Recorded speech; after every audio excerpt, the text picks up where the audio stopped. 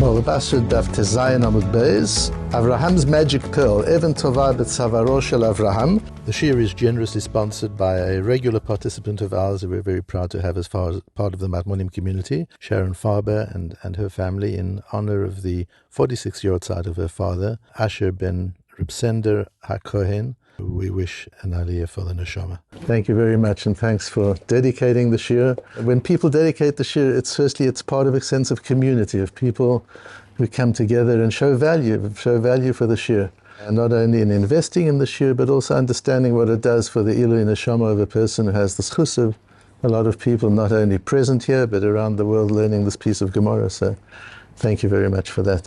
We talked yesterday about that part of reality that is magical, that we tend to not live by. We just live in a very superficial, two-dimensional kind of a space, and we don't use the power of imagination to relate to things at their core and at their essence, and to be able to see those extra dimensions of the people around us, of the things around us, of experience and events around us, and to be able to live in a much deeper plane than just a superficial plane.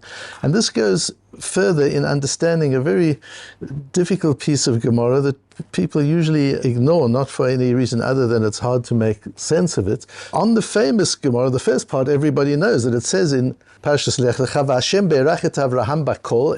Hashem blessed Avraham with everything, bakol. And we all know the Gemara says, what is bakol? He had a daughter who was called bakol. He didn't have a daughter. There's a lot of views, but the shita of Rabbi Shimon ben Yochai is the one that nobody ever quotes because it's difficult to understand. Rabbi Shimon ben Yochai Omer in our Gemara on Daf Tezayin Amud Bet, Even Tova hayta tluya b'tzavaro shel Avraham Avinu. This bakol that Hashem gave Avraham kol, he gave him this extra dimension. It wasn't just Avraham's ability to relate to the world as we know it and as we see it. Avraham related to the world on every possible dimension and plane. And he had a precious stone. Another Guru says it was a margalit, it was a pearl. Shekol chole haro'eh oto miyad mitrapeh. He hung it as a necklace by his throat, and anybody who saw it would immediately be healed. So firstly, why the throat? Why the pearl? What does it mean? How were they healed? And when Avraham died, tzila'ah HaKadosh Baruch Hu begalgal chama. Hashem hung this necklace on the solar system, whatever that means. People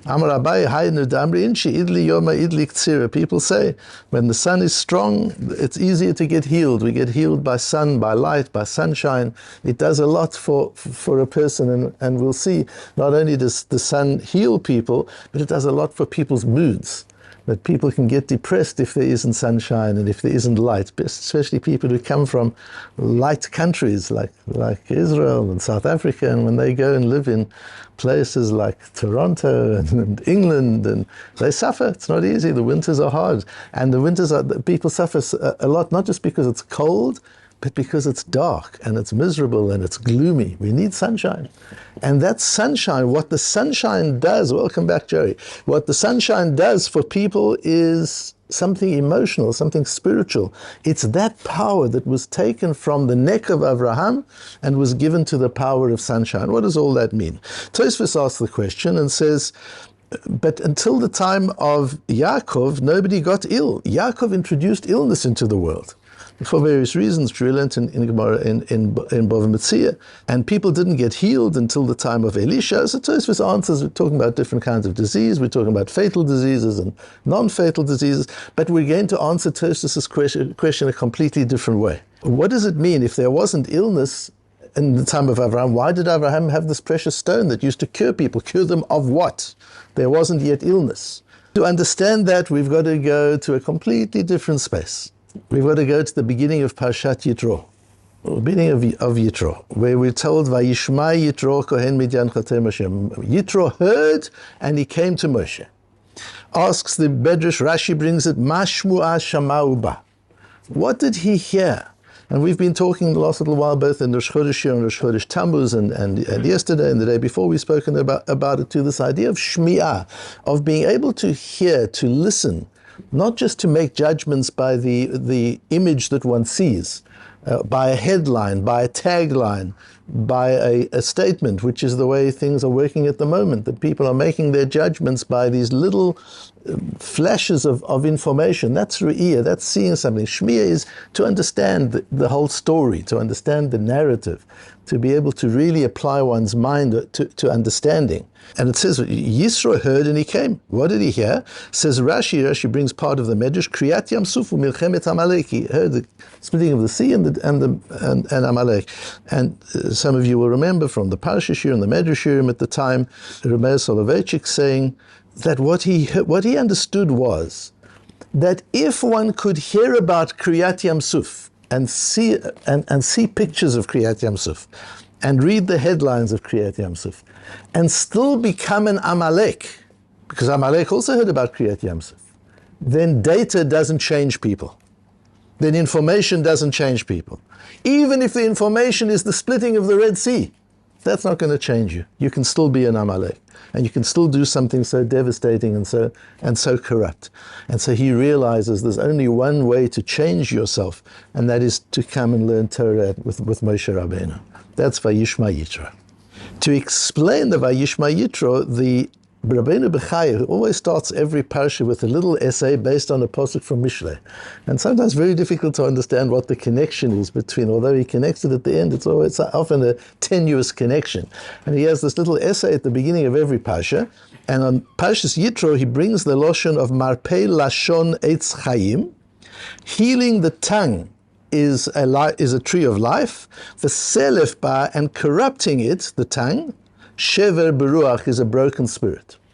That's the pasuk Rabbeinu Bechaya brings. Before we learn the Rabbeinu Bechaya, let's look at the Malbim, and the Malbim says an amazing things. Mi shemesalef et halashon ze ba mitzad shever pnimi sheshosho beruach ha'adam. When you hear somebody talking badly, whether it's a lashon hora, or he's insulting people, or he's angry at people and aggressive with people, or he's arrogant, when you see a person's speech is flawed, you should know it comes from an inner brokenness. The person is broken inside. We tend to get all defensive. Somebody is aggressive towards us, somebody's insulting towards us, somebody's talking lashon hora.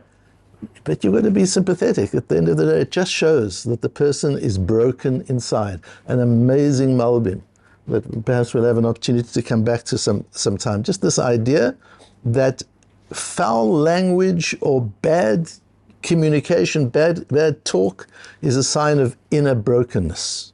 Sherucho nishbar v'yesh bo choli ve'eno shalem. He's ill and he's not complete when a person is like that. The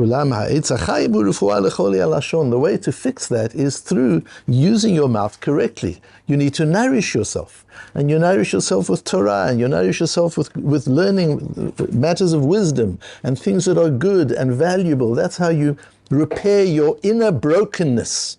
And the way to repair the lashon, the way to repair the bad speaking is to repair the inner brokenness, and you repair the inner brokenness to using one's mouth, using communication for things that are positive and worthwhile.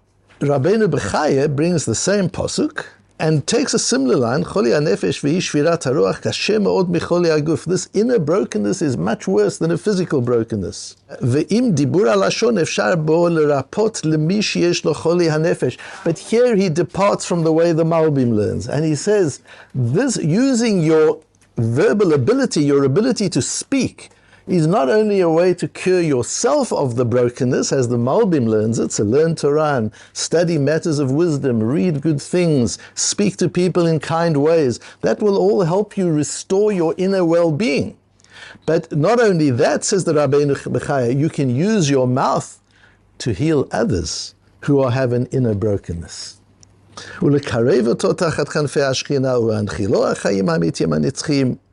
והמידה הזאת מצאנוה באברהם אבינו שהחזיק והמשיך רבים לאמונה השם יתברך. And we see that with Avraham. He used his power of speech to heal the inner brokenness of his society. And this is something really relevant for our day, because we're dealing in a time where the whole of society has an inner brokenness. The people in society, the institutions in society, society itself, there's an inner brokenness. And to take guidance from this Malbim and Rabbeinu Bechaya, that the way to fix it is with one's own inner well-being through learning and understanding things that are valuable and through speaking to other people. And this